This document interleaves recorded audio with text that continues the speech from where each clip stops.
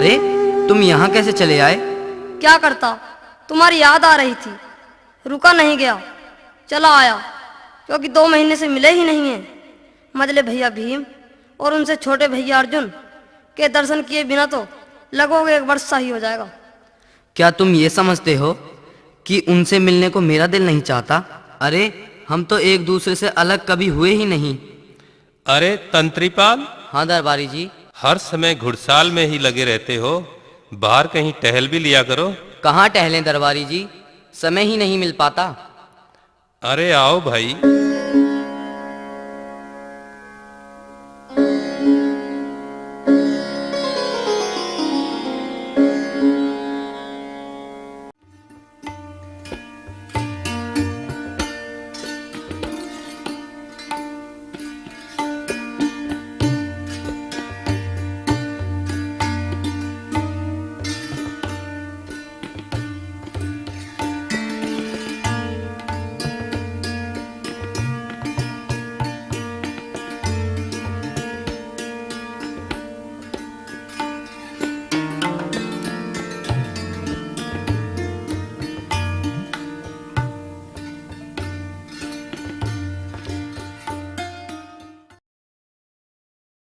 तंत्रीपाल देखो, ये रसोइया है।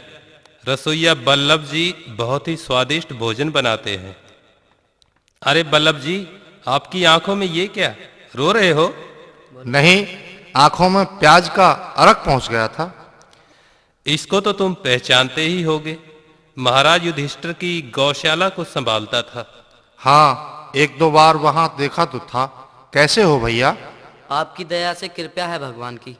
यहाँ आ ही गए हो तो भोजन करके ही जाना। इसीलिए तो साथ लेकर आया हूं, बेचारा एक दिन तो उत्तम भोजन कर ले। आप इसे जिमाइए, मैं अभी आता हूं। बैठो अनुज, बैठो। छोटा भाई कैसा है? मैं उधर उसके पास गया था, वो भी ठीक है। वो भी आपके दर्शन करना चाहता है, बड़ा ही व्याकुल है। उससे कहना कि थोड़ा सा समय और कष्ट में बिता ले। यदि मुझे पता लग गया होता कि आज तुम यहाँ आ रहे हो तो मैं अवश्य ही तुम्हारी रुचि अनुसार भोजन बनाता।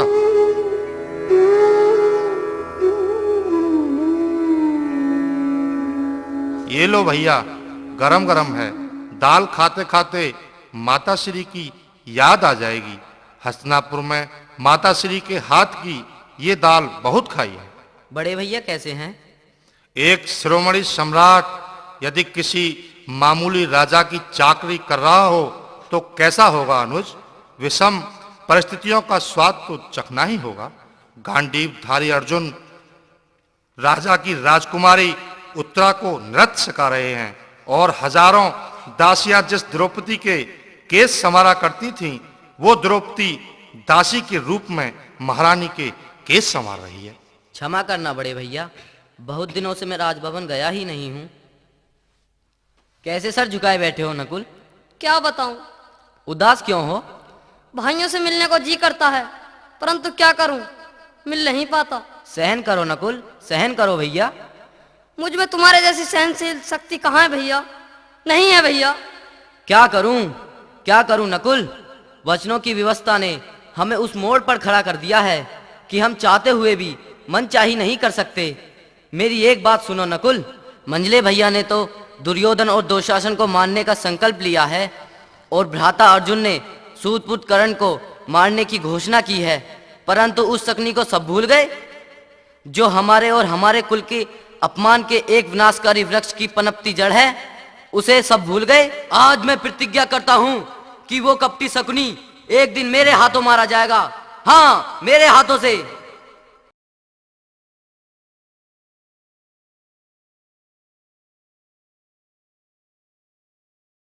ब्रह्मला, तुमने तो हमारी उत्तरा का कितना मन मोह लिया है कि उठते बैठते जागते सोते तुम्हारी ही प्रशंसा करती रहती है और कहती है कि स्वर्गलोक की अप्सराएं भी तुमसे अच्छा नृत्य और गायन नहीं कर सकती। महाराज, ये तो राजकुमारी का अपने गुरु के प्रति श्रद्धा के साथ आदरपूर्ण स्नेह है, नहीं तो कहां मैं और कहां नृत्य विद्या।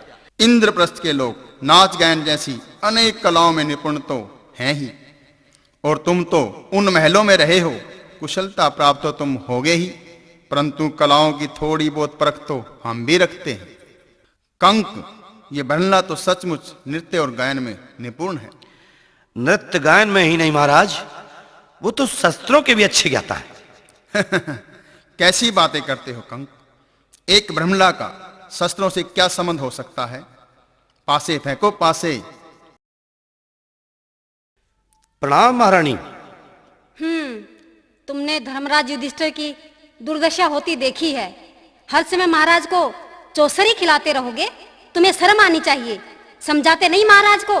क्या युधिष्ठिर की तरह इनकी भी दुर्दशा देखने के उपरांत यहाँ से जाओगे? महारानी क्या कह रही हो?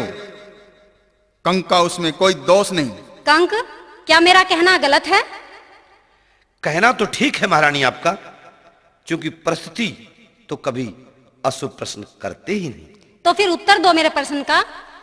महाराज के आदेश का पालन करना तो मेरा परम कर्तव्य है महारानी। तो फिर ये बताओ कि युधिष्ठिर को चौसर का किसने आदेश दिया था? उनकी क्षत्रिय मर्यादा ने महारानी। वाह, बहुत अच्छा। क्या क्षत्रिय मर्यादा ने यह भी आदेश दिया था कि अपने राज्य के साथ साथ अपने भ्राता और पत्नी को भी दांव पर लगा दिया जाए? मेरा मन तो इस संशय में डामाडोल है कि वे कैसे धर्मराज हैं जो यश अभयश और लाभ हानि का ख्याल भी नहीं कर पाए। यदि द्यूत में दांव पर वे सब कुछ न लगाते महारानी, तो ये संदेश समाज में कैसे जाता कि द्यूत कीड़ा कितनी अशुभ और कितनी व्यक्ति नाशक है।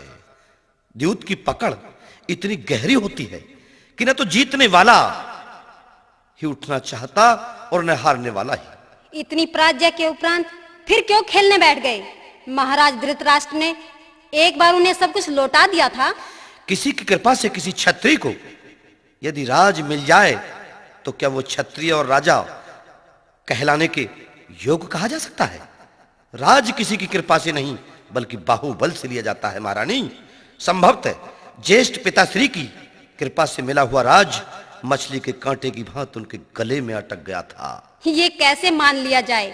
महाराज धृतराष्ट्र उनके ज्येष्ठ पिता थे, तो उनका आशीर्वाद अस्वीकार नहीं हो सकता था। आपको यह मानना चाहिए, क्योंकि दूसरी बार द्यूत कीड़ा का आदेश भी उन्होंने ही दिया था और उनके आदेश का पालन करना ज्येष्ठ कुंते का कर्तव्य था, और कदाचित भाग रेखा भी उसी दिशा में जा रही थी महारानी। मेरे वीरन आ गए। प्रणाम महाराज। प्रणाम महारानी। कैसे हो भैया? ठीक हूँ बहन सुदेक्षणा, तुम कैसी हो? हम पर तुम्हारी ही कृपा है भैया। तुम्हारी कृपा के बिना तो यह मत्स्य देश का राज्य कदापि सुरक्षित नहीं रह सकता। मैं तो यूं ही सोचता रहता हूँ कि मेरी बहन सुदेक्षणा को किसी प्रकार का कष्ट ना हो जाए। भगवान मेरे भैया की लंबी आयु करे।